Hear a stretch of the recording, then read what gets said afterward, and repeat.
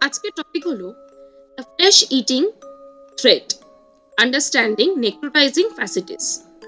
আপনারা কি কখনো শুনেছেন এমন এক রোগ যেখানে ব্যাকটেরিয়া শরীরের মধ্যে ঢুকে দেহের কোষ এবং টিস্যুকে খুব দ্রুত নষ্ট করে দেয়? এই রোগের নাম হলো নেক্রোটাইজিং ফ্যাসিটিস, যাকে অনেক সময় ফ্লেশ ইটিং ডিজিজও বলা হয়।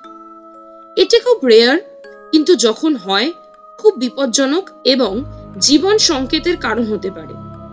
আজকের ভিডিওতে আমরা বিস্তারিত আলোচনা করব এই রোগ কি, কেন হয়, কোন ব্যাকটেরিয়া এর জন্য দায়ী, তার প্রকৃত লক্ষণ এবং চিকিৎসা ও প্রতিকারের পদ্ধতি।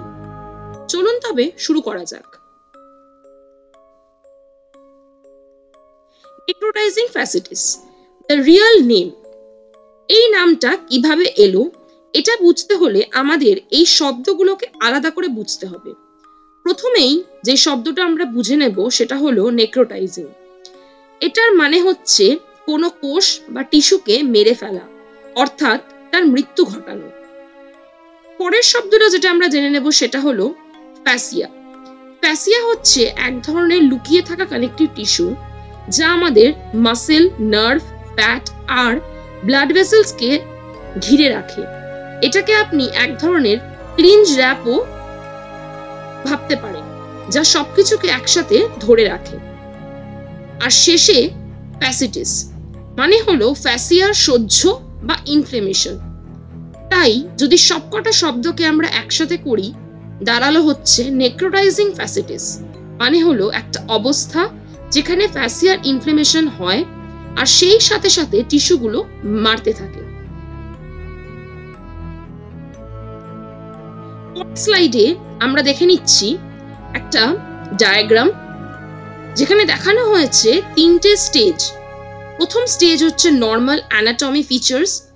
প্রথমে আপনারা দেখতে পাচ্ছেন একটা সাধারণ শরীরের স্ট্রাকচার বা একটা কোষের অংশ বলতে পারেন, যেখানে মাসেল আছে, ফ্যাট আছে, ব্লাড ভেসেলস আছে, ফ্যাসিয়া সুস্থ অবস্থায় আছে, কোনো ইনফেকশন কিন্তু এখানে হয়নি। পরের ছবিটাতে আপনারা দেখতে পাচ্ছেন ইনিশিয়াল ফেজ অফ নেক্রোটাইজিং ফ্যাসিটিস। এই ডায়াগ্রামে ইনফেকশন শুধু ফ্যাসিয়ার মধ্যে শুরু হয়েছে। ফ্যাসিয়া হলো, আগেই বলা হলো, সেই কানেকটিভ টিস্যু যা সবকিছুকে ধরে রাখে এবং এখানে ব্যাকটেরিয়া শুরু করে ইনফেকশন বাড়াতে। তারপরের ডায়াগ্রামটা হলো ইভেন্চুয়াল ফেজ অফ নেক্রোটাইজিং ফ্যাসিটিস, যেখানে আমরা দেখতে পাচ্ছি ইনফেকশনটা বাড়তে বাড়তে স্কিন আর সাবকিউটেনিয়াস টিস্যুকেও খুব দ্রুত কিন্তু নন ভায়াবল মানে নষ্ট করে দিচ্ছে। তার সাথে সাথে এটা মাসেলের মধ্যেও ঢুকে যাচ্ছে।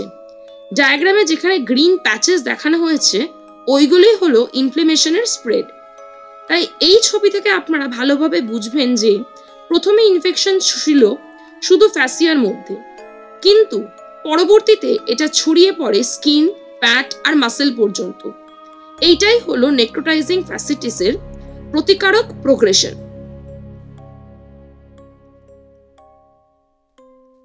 দে ডোন্ট ইট ইউ অ্যালাইভ। অন্য রোগের মতো ব্যাকটেরিয়া এখানে শরীরের টিস্যুকে প্রকৃত অর্থে খেয়ে ফেলে না। আসল কথা হলো এই ব্যাকটেরিয়া টক্সিন বা এনজাইম রিলিজ করে।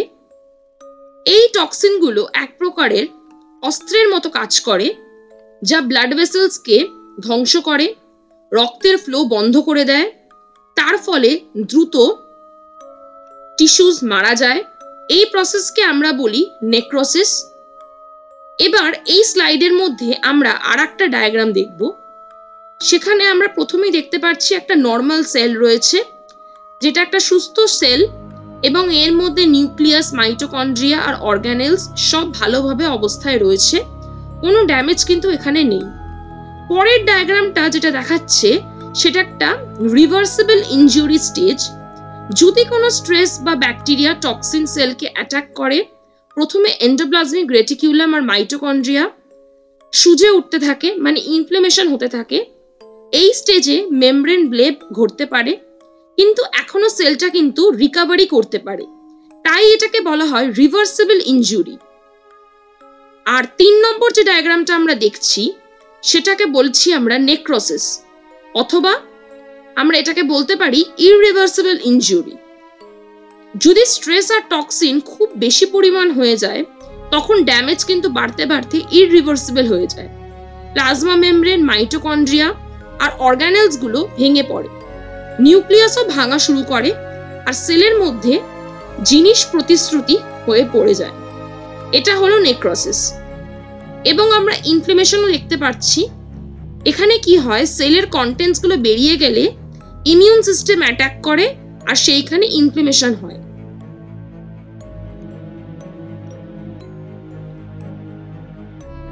Who are the culprits?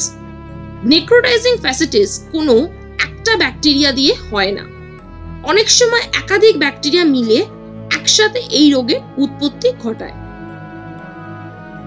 প্রথমেই যে ব্যাকটেরিয়াটা কাজ করে সেটা হলো গ্রুপ এ স্ট্রেপ্টোকক্কাস বা গ্যাস। এদের মধ্যে সবচেয়ে খ্যাত আর অ্যাগ্রেসিভ হলো এই ব্যাকটেরিয়া। একে অনেক সময় ফ্লেশ ইটিং ব্যাকটেরিয়াও বলা হয়। আশ্চর্যের কথা হলো এই ব্যাকটেরিয়াটাই আমাদের স্ট্রেপ থ্রোটের জন্য কিন্তু দায়ী।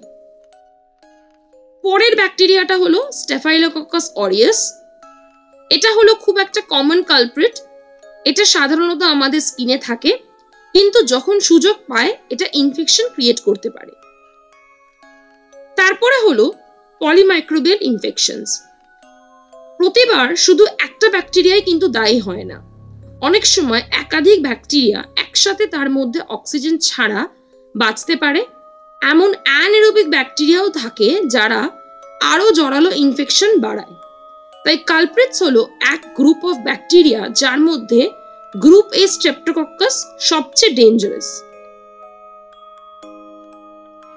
এরপরে আমরা দেখে নেব স্ট্রেপ্টোকক্কাস পায়োজেন্সের একটা ডায়াগ্রাম, যেখানে এটা বিডস অফ আ স্ট্রিং আমরা বলতে পারি, বা একটা পুঁথির মালার মতন দেখতে লাগে। পরের ডায়াগ্রাম যেটা দেখবো সেটা হচ্ছে স্টেফাইলোকক্কাস অরিয়াস। সেটা একটা থোকা আঙুরের বাঞ্চ অফ গ্রেপস এর মতন দেখতে লাগে।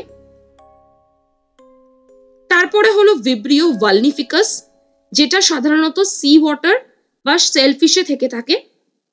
এই ব্যাকটেরিয়া প্রায় চিংড়ি, মাসেল, অয়েস্টারের মধ্যে থাকে। তারপরে হলো ক্লস্ট্রিডিয়াম পারফ্রিনজেন্স। এটাকে আমরা গ্যাস গ্যাংগ্রিন টাইপ বলে থাকি, কারণ এই ব্যাকটেরিয়াটা সাধারণত অক্সিজেন ছাড়া বাঁচতে পারে। এই ব্যাকটেরিয়া যখন ডিপ টিস্যুর মধ্যে ঢুকে পড়ে সেখানে অক্সিজেন কম থাকে, এখানে এটা তার টক্সিন রিলিজ করে আর টিস্যুকে নষ্ট করতে থাকে। টক্সিনস গুলো শুধু টিস্যু ধ্বংস করে না, গ্যাসও প্রডিউস করে। সেই জন্যই ইনফেকশনকে বলা হয় গ্যাস গ্যাংগ্রিন। তাই এটার মানে হলো নেক্রোটাইজিং ফ্যাসিটিসের কিছু কেস এই ব্যাকটেরিয়া দিয়ে হয়, যেখানে টিস্যু ধ্বংসের সাথে সাথে গ্যাস প্রোডাকশনও হয়ে থাকে। তারপরে হচ্ছে এরোমোনাস হাইড্রোফিলা। এটা সাধারণত ফ্রেশ ওয়াটারে দেখতে পাওয়া যায়।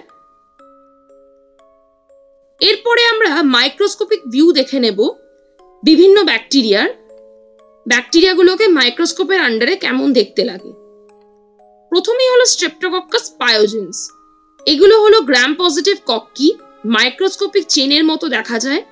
এরা ছোট ছোট গোল আকারের হয়ে থাকে এবং নন মোটাইল, মানে এরা এক জায়গা থেকে আরেক জায়গা নড়তে পারে না। তারপরে হলো স্টেফাইলোকক্কাস অরিয়াস। এরা কিন্তু গ্রাম পজিটিভ কক্কি, মাইক্রোস্কোপে ছোট ছোট গোলাকার দেখতে লাগে। এরা সাধারণত পার্পল কালারের হয়ে থাকে। তারপরে আসছে হচ্ছে ভিব্রিও ভালনিফিকাস। এই ভিব্রিও ভালনিফিকাস কিন্তু গ্রাম নেগেটিভ, বেন্ট রড এবং কমা শেপড ব্যাকটেরিয়া। এরা মোটাইল হয়ে থাকে। যেই ডায়াগ্রামটাতে আমরা দেখতে পাচ্ছি একটা ফ্ল্যাজেলা দেখা যাচ্ছে। এরা সিঙ্গেল বা ছোট ছোট চেন আকারে থাকতে পারে। তারপরে হলো ক্লস্ট্রিডিয়াম পারফ্রিনজেন্স। এরা হচ্ছে গ্রাম পজিটিভ রড। এরা বড় বক্সার শেপেড সেল। এরা স্পোর্স বানাতে হেল্প করে, আর এরা অ্যানারোবিক হয়ে থাকে, মানে অক্সিজেনের অ্যাবসেন্সে এরা বেঁচে থাকে, এবং এরা নন মোটাইল হয়। তারপরে হলো এরোমোনাস হাইড্রোফিলা। এই এরোমোনাস হাইড্রোফিলা হলো gram negative rod shape bacteria. এরা কিন্তু মোটাইল হয়ে থাকে এবং এদের একদিকে ফ্ল্যাজেলা থাকে।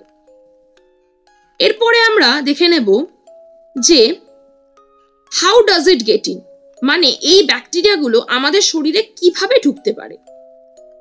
এই রোগ কিন্তু বেশি কন্টেজিয়াস না, বা আমরা বলতে পারি বেশি হাইলি কন্টেজিয়াস না।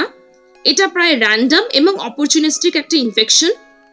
কমন কিছু এন্ট্রি পয়েন্টস এটা রয়েছে, যেরকম কি ছোট কাটা বা স্ক্র্যাচ, সার্জিক্যাল উন্ডস, জ্বালা বা পাংচার উন্ড, ইনসেক্ট বাইট বা কীটের বাইট, ছোট স্ক্র্যাচ ও একটা ওপেনিংও হতে পারে।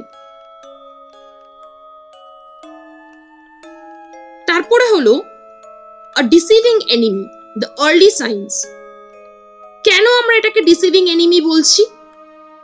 এই রোগ শুরুতে সহজ একটা স্কিন প্রবলেম মনে হতে পারে, যা সেলুলাইটিস বলে পরিচিত, কিন্তু খুব তাড়াতাড়ি কিন্তু এটা সিভিয়ার হয়ে যেতে পারে।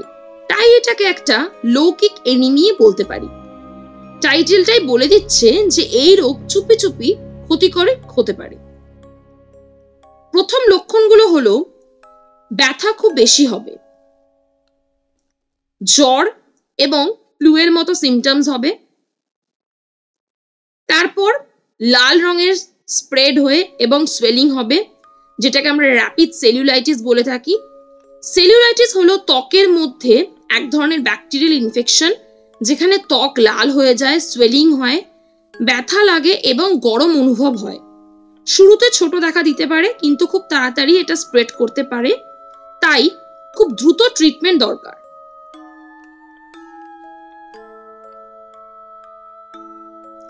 এবার হচ্ছে দ্য রেস এগেইনস্ট টাইম। এই টাইটেল দেওয়া হয়েছে কারণ এই ইনফেকশন খুব তাড়াতাড়ি স্প্রেড করে এবং পেশেন্টের অবস্থা খুব দ্রুত খারাপ হয়ে যেতে পারে। তাই প্রতিটি মিনিট ইম্পর্টেন্ট এবং সময় মতো ট্রিটমেন্ট ছাড়া সিচুয়েশন কিন্তু লাইফ থ্রেটনিং হতে পারে। উইদিন আওয়ার্স এই ইনফেকশন কিন্তু খুব তাড়াতাড়ি স্প্রেড করে, পেশেন্টের অবস্থা কিন্তু ড্রামাটিক্যালি খারাপ হয়ে যেতে পারে এবং লেটার সিমটমসে আমরা বুলে, ব্লিস্টার্স দেখতে পাই, যেটার মধ্যে ডার্ক ফ্লুইড থাকে, টিস্যুর মরণের সাইন, তারপরে হচ্ছে নাম্বনেস, যেখানে ব্যাকটেরিয়া এরিয়াতে নার্ভ ডিস্ট্রয় করে, তাই ইন্টেন্স ব্যথা কিন্তু সাডেনলি স্টপ হয়ে যায়। তারপরে আমরা দেখতে পারি স্কিন ডিসকালারেশন, যেখানে লাল পার্পল থেকে ডাস্কি ব্লু, তারপর ব্ল্যাক হয়ে যায় স্কিন। তারপর হলো ক্রেপিটাস। ক্রেপিটাস কি? ত্বকের নিচে ক্র্যাকলিং বা ক্রাঞ্চি সাউন্ড ফিল হয় যখন ব্যাকটেরিয়া গ্যাস বাবল প্রডিউস করে। এবার আমরা দেখে নেব এটাতে কারা রিস্কে আছে, মানে who is at risk. Not everyone is equally vulnerable. এই টাইটেলটার মানে কি? এই টাইটেলটা বোঝাতে চায় যে সবাই এই ইনফেকশনে শিকার হতে পারে না, কিন্তু কিছু স্পেসিফিক কন্ডিশন থাকলে রিস্ক অনেক বেশি হয়। হাই রিস্ক গ্রুপে কারা কারা রয়েছে? যাদের ইমিউন সিস্টেম খুব লো বা উইক, যেমন পেশেন্ট যাদের ডায়াবেটিস আছে, ক্যান্সার আছে, এইচআইভি আছে, ক্রনিক ডিজিজ যেরকম লিভার অথবা কিডনির সমস্যা, ওবেসিটির কারণ, ইন্ট্রাভেনাস ড্রাগ ইউজার্স অথবা রিসেন্ট সার্জারি বা ট্রমা পেশেন্টস। এবার আমরা দেখে নেব এটার ডায়াগনোসিস কি হতে পারে এবং তার কিওর কি। ডায়াগনোসিসটা প্রায় clinical based, pain out of proportion এবং র্যাপিড স্প্রেড দেখে ডায়াগনোসিস করা হয়। শুধু অ্যান্টিবায়োটিক্স কিন্তু ইনাফ না, কারণ ইনফেকশন ব্লাড ভেসেলসকে ডিস্ট্রয় করে ফেলে, যা ড্রাগের সাইটে পৌঁছাতে পারে না।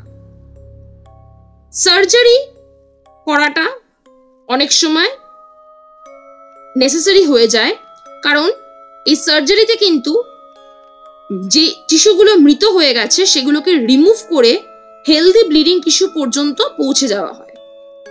আর যদি আমরা গোল্ড স্ট্যান্ডার্ড বলতে চাই, তাহলে কিন্তু দ্রুত সার্জারি হলো ইমিডিয়েট একটা উপায়, এটার একটা ট্রিটমেন্ট।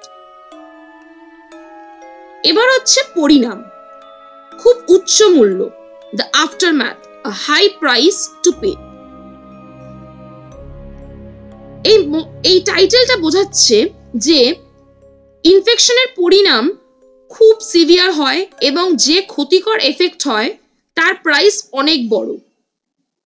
আধুনিক মেডিসিনের ওপরে মর্টালিটি রেট খুব বেশি, প্রায় 25 to 30%। কমপ্লিকেশনস কি হতে পারে? Sepsis, shock, organ failure, permanent disfigurement, sometimes affected limb or amputation. তারপর আমরা দেখে নেব যে কিভাবে এটাকে আমরা দেখাশোনা করতে পারি বা কি কি প্রিকশনস আমরা নিতে পারি। প্রথমেই হলো উন্ড কেয়ার। ছোট কাটা বা স্ক্র্যাচ গুলোকে ভালো করে পরিষ্কার করাটা খুব জরুরি। তারপরে হলো হাইজিন, মানে হাত বারবার করে ধোয়াটা খুব ইম্পর্টেন্ট।